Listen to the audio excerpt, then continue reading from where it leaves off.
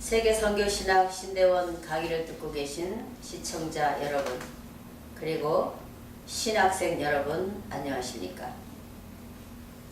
저는 학장 서한나 목사입니다.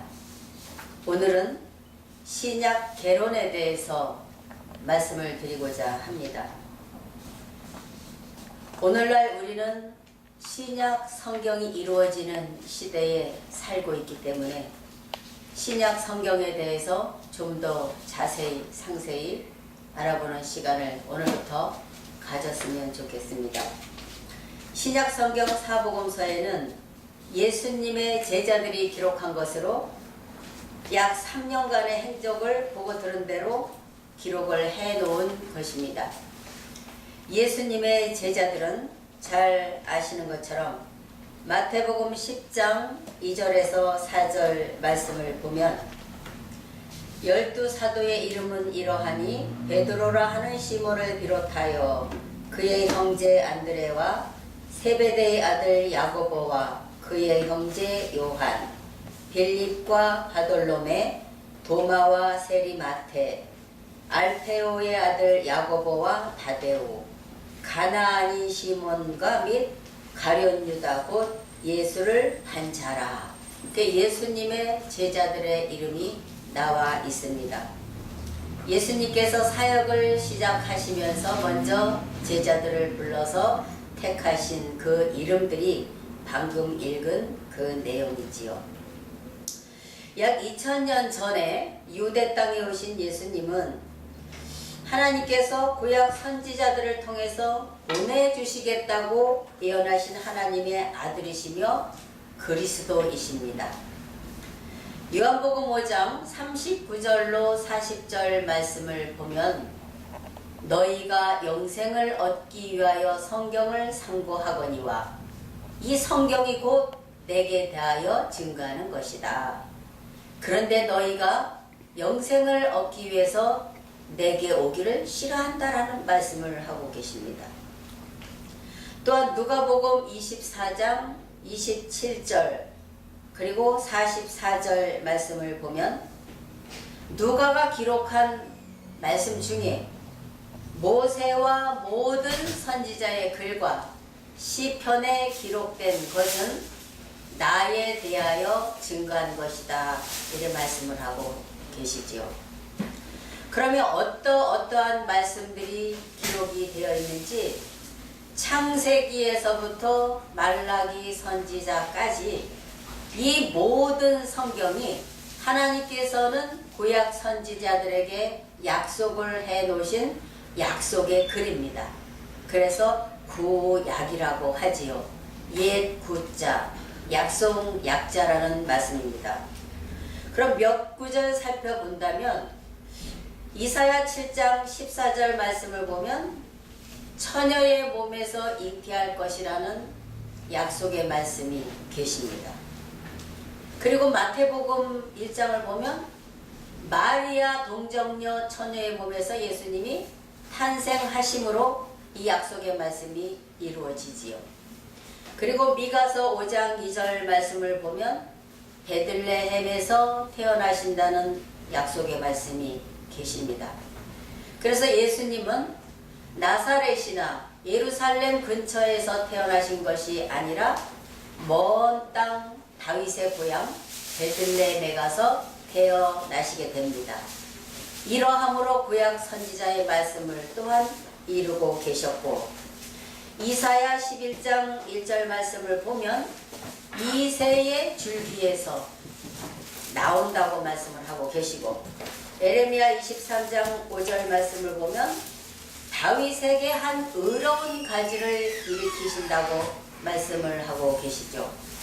예수님의 육적 족보를 쭉 올라가 보면 이새의 뿌리에서 다윗의 혈통에서 태어나셨습니다. 그러나 그 씨는 사람의 씨로 태어나신 것이 아니라 하나님의 영적 성령의 씨로 태어나신 분이 하나님의 아들이요 예수 그리스도이십니다. 하나님께서는 때가 되어서 예수 그리스도를 사람들에게 나타내시고 그에게 아브라함의 후손들인 육적 이스라엘을 끝내시며 구약의 예언을 이루셨지요. 요한복음 1장 11절에서 13절 말씀을 보면 예수님에 대한 말씀입니다. 자기 땅에 오매 자기 백성이 영접지 아니하였으나 이제는 그 하나님의 아들의 이름을 믿는 자들에게 하나님의 자녀가 되는 권세를 주시겠다고 말씀을 하시고 13절에 보면 이제 아브라함의 혈통인 육적 혈통을 다 끊어버리고 이제는 하나님의 씨로 난 자로 하나님의 자녀를 삼으시겠다는 신약의 약속의 말씀을 하고 계십니다. 그래서 저와 여러분들은 아브라함의 혈통으로 태어난 사람은 아닙니다. 그러나 하나님의 아들 예수 그리스도의 그 이름을 믿음으로 하나님의 자녀가 되는 권세를 얻고 구원을 받은 줄 믿습니다. 중요한 것은 사복음서에서는 구약이 이루어진 것과 세계명, 영적 이스라엘을 창조한 일, 천국 복음의 씨를 온 세상에 뿌린 것, 예수님이 오셔서 뿌려주셨지요. 또한 예수님께서 하늘로 가셔서 처소를 예비하여 다시 오실 것, 주 재림 때 있을 징조와 사건, 그리고 예수님께서 인류의 구원을 위해 세상 죄를 대신하여 십자가를 지시고 돌아가신 내용 등이 기록되어 있습니다. 여기 보면 주여 믿습니다가 물론 믿음의 허위에 우리가 세워져야 되기 때문에 중요하지만 방금 말씀드린 여러 가지 일이 신약 성경에 너무나도 소중하게 기록이 되어 있고 하나님이 우리에게 주신 약속의 말씀이기 때문에 이 내용들 또한 우리가 자세히 상세히 알아서 마음에 기록을 해야 할 줄 믿습니다. 또한 심판과 구원, 영생과 영벌에 관해서도 소개가 되어 있습니다. 천지 창조주 하나님께서는 선지자들과 예수님의 제자들을 대필자로 삼아 신구약 성경을 기록하게 하셨습니다.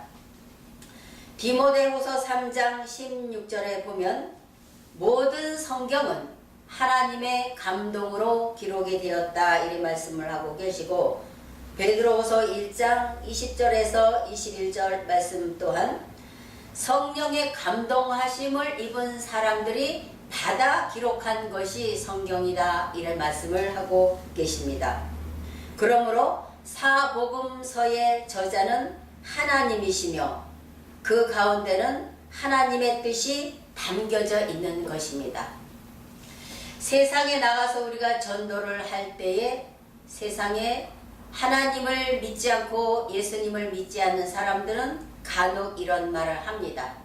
성경도 사람이 쓴 글인데 어찌 그것을 하나님의 책이라고 믿을 수가 있느냐. 차라리 내 주먹을 믿고 내가 열심히 사는 것이 더 낫지 않겠느냐 이런 말을 하는 사람들을 볼 수가 있습니다. 그런데요 분명한 것은 성경은 거룩할 성자 글경 이래서 거룩하신 하나님께서 자녀들을 구원시키시고자 남겨주신 하나님의 마음속에 있던 내용이고 하나님의 마음을 우리에게 전해주시는 편지인 줄 믿습니다.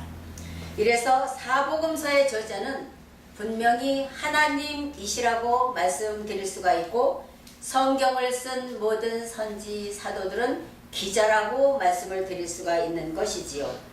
이 글 속에는 하나님의 뜻이 담겨 있기 때문에 마태복음 7장 27절 말씀처럼 나더러 주여 주여 하는 자마다 천국에 다 들어갈 것이 아니요 다만 하늘에 계신 내 아버지의 뜻대로 행하는 자라야 천국에 들어간다고 말씀을 하고 계십니다. 사복음서는 마태, 마가, 누가, 요한이 각각 자기가 보고 들은 것을 예수님의 행적과 말씀을 기록한 4가지 책을 총칭하는 말입니다. 마태복음은 마태가 썼고 마가복음은 마가가 썼고 누가복음은 누가라는 사람이 썼고 요한복음은 예수님의 제자 중에 요한이 썼지요. 예수님의 행적을 기록한 사복음서가 4개나 있다는 것은, 그리고 그 내용이 거의 유사하다는 것은 사복음서의 내용이 사실적인 사건이었음을 입증하는 것입니다. 한 사람이 쓴 것이 아닙니다. 3년 반의 세월 동안 예수님을 따라다니던 예수님의 제자들이 각기 보고 들은 것을 그대로 피부로 체험하고 들은 것을 적어 놓은 것이 사복음서입니다. 또한 예수님을 입체적이며 종합적으로 볼 수 있게 해주는 책이기도 합니다. 사복음서 가운데 마태복음, 마가복음, 누가복음은 동일한 주소를 이루고 있고 유사한 관점과 내용이 기록되어 있어서 공관복음이다, 이렇게 말씀을 하고 있습니다. 그런데 한편 요한복음은 그 다른 세 복음서에 비해서 영적인 내용을 많이 다루고 있습니다. 영적인 깊이가 세 복음서와는 달리 요한복음은 상당히 깊은 내용이 많이 들어있지요. 유일하게 보혜사 성령에 관해서 언급하고 있습니다. 보혜사 성령장은 요한복음 14장과 15장과 16장에 보혜사에 관해서 자세히 언급이 되어지고 있습니다. 사복음서에는 초림 때 예수님이 2000년 전에 오셨을 때에 구약의 예언이 사실 그대로 이루어진 것이 기록되어 있으므로 성경은 살아있는 글이라고 말씀드릴 수가 있고, 그래서 이 기독교는 체험의 종교라고 말씀드릴 수가 있는 것입니다. 성경을 기록해 주신 저자이신 하나님께서 살아 역사하고 계심을 확인시켜 주는 내용입니다. 신학생 여러분들이나 이 방송을 시청하고 계신 모든 성도님들께서는 기도하실 때에 살아 역사하시는 하나님 아버지, 살아계신 하나님이라는 말씀을 많이 씁니다. 이 내용을 쓰는 이유는 기록하신 대로, 선지 사도들에게 약속하신 대로 이 글이 다 이루어졌기 때문에 살아계신 하나님이라고 우리가 말씀하고 있는 것입니다. 또한 구약의 예언대로 오셨다가 가신 예수님이 하나님께서 약속하신 그리스도라는 근거를 제시해 주는 것이지요. 이 예수라는 이름의 뜻은 구원자라는 뜻입니다. 예수, 구원자. 시리에 빠진 이스라엘, 죄 가운데 빠진 이스라엘, 로마 식민지 아래서 고통을 겪고 있던 이스라엘을 구원하러 오신 분이 하나님께서 약속하신 그대로 아들을 보내주시고 기름 부어 이 땅에 보내주셨기 때문에 메시아다, 또한 그리스도라, 이래 말씀을 하고 계시는 것이죠. 사도행전 4장 10절부터 12절 말씀을 좀 읽어보도록 하겠습니다. 사도행전 4장의 이 말씀은 모두가 잘 아시는 내용입니다. 여기 이 내용을 보면 사도행전 4장 10절에서 12절 말씀, 이 중요한 내용입니다. 너희와 모든 이스라엘 백성들은 알라. 너희가 십자가에 못 박고 하나님이 죽은 자 가운데서 살리신 나사렛 예수 그리스도의 이름으로 이 사람이 건강하게 되어 너희 앞에 섰느니라. 이 예수는 너희 건축자들의 버린 돌로서 진 모퉁이의 머릿돌이 되었느니라. 다른 이로서는 구원을 얻을 수 없나니 천하 인간의 구원을 얻을 만한 다른 이름을 우리에게 주신 일이 없음이니라 하였더라. 이 세상에 구원자라고 온 사람들은 많이 있습니다. 2000년여 세월 동안 많이 있습니다. 지금도 자꾸 늘어나고 있습니다. 그런데 하나님께서는 하나님의 아들 오직 예수님의 이름 외에는 이 땅 가운데 어떠한 구원자로 세우신 적이 없지요. 오직 유일하게 하나님께서 약속하고 보내주신 예수님의 그 이름만이 인류를 구원하실 수 있고, 죄에 빠지고 사단의 사슬에 묶여있는 하나님의 이 창조하신 백성들을 구원하실 수 있는 이름이기 때문에 예수라는 이름이 우리에게는 죄사함을 주시는 이름이요, 우리가 하나님의 나라 천국에 들어갈 수 있는 다리 역할을 해주시는 그 이름이 예수님인 줄 믿습니다. 나아가 구약의 예언처럼 예수님의 계시를 담고 있는 신약의 예언도 성취될 것을 믿게 해줍니다. 이러한 특성상 사복음서는 구약의 답변서요, 구약 39권과 신약 27권을 이어주는 징검다리이며 신약의 토대이기도 합니다.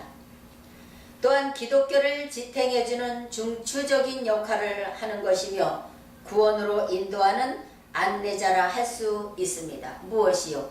신약 성경을 말씀하고 있는 것입니다. 천국을 소망하는 성도와 특히 가르치는 자라면 오늘날 택함받고 일꾼으로 부르심을 얻은 신학교 신대생 여러분, 선교하시는 모든 선교사님들과 또한 가르치는 입장에 있는 모든 목사님들, 교수님들, 박사님들 모두가 다 우리는 특히 가르치는 자가 결코 사복음서를 소홀히 할 수 없다는 사실을 늘 마음속에 간직하시길 바랍니다. 이 모든 성경 66권이 우리에게 너무나 소중한 생명의 말씀입니다만, 사복음서에 기록해 주신, 그리고 서신서를 통해서 요한계시록을 통해서 우리에게 주신 이 무궁무진한 생명의 말씀의 내용들은 결코 우리가 소홀히 할 수 없으며, 이 내용의 말씀들을 잘 지켜 행함으로 하나님의 백성들을 많은 죄 가운데서 구원하고 하나님 나라 천국에 안내할 수 있는 안내자의 역할, 선지자의 역할, 신학생의 역할을 충분히 해서 하나님이 기뻐하시는 저와 모든 사역자들이 되시기를 예수님의 이름으로 기원드리겠습니다. 다음 시간에는 오늘은 신약 개론에 대해서 말씀을 드렸습니다만, 다음 시간에는 신약 성경 마태복음에서 요한계시록에 이르기까지 사복음서에 대해서 좀 더 자세히 활발하게 들어갈 예정이니 기도하시는 마음으로 이 말씀을 함께 동참해 주시고 임해 주시면 고맙겠습니다. 감사합니다.